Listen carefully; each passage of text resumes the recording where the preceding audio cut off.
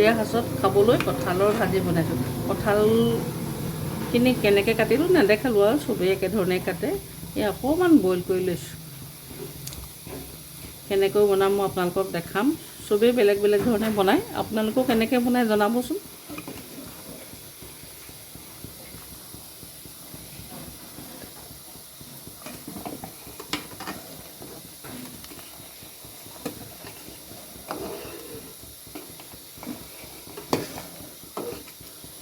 মই পূৰা বইল কৰি লোৱা নাই, অলপমান বইল কৰিছোঁ। কৰি পেলাই মই এতিয়া অলপ ফ্ৰাই কৰি ল'ম পিচকৈ দেখাম বাৰু আপোনালোকক। ভাজিবৰ কাৰণে মই অকণমান নিমখ,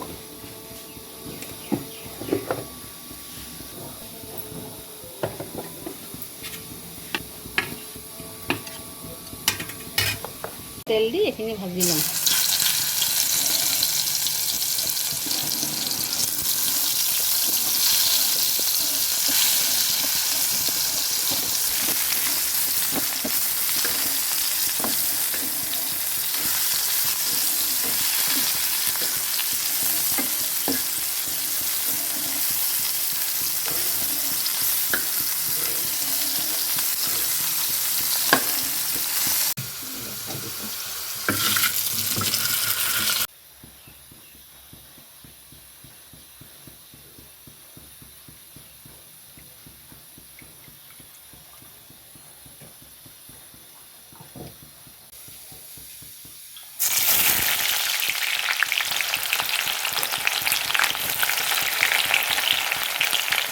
পিঁয়াজখিনি ভাজি ল'লোঁ। মছলা এই আদা নহৰু পিচি লৈছোঁ। হালধি গুড়ি, জিৰা গুড়ি, জলকীয়া গুড়ি, ধনিয়া, এইখিনি জালুকৰ গুড়ি আৰু নিমখটো কমাই দিছোঁ, ভাজোঁতে দিছোঁ যে। দুটা তেজপাতো দি দিছোঁ।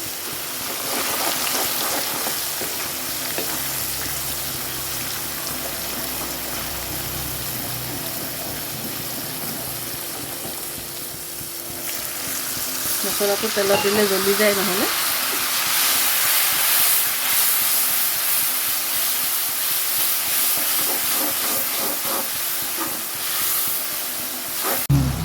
ভাজি লোৱা কঁঠালখিনি দি দিম। আলু কেইটামানো কাটি ভাজি ল'লোঁ। আলু অকণ দিলে ভাল লাগে, আমাৰ ল'ৰায়ো ভাল পায়।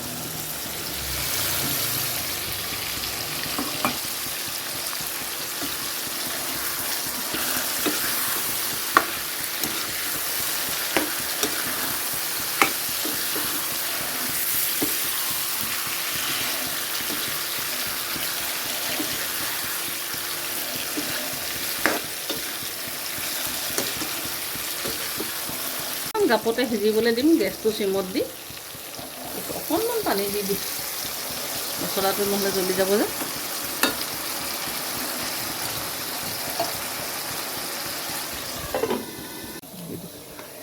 মোৰ কঁঠাল ভাজি হৈ গ'ল। বহুত ধুনীয়া টেষ্টি হৈছে।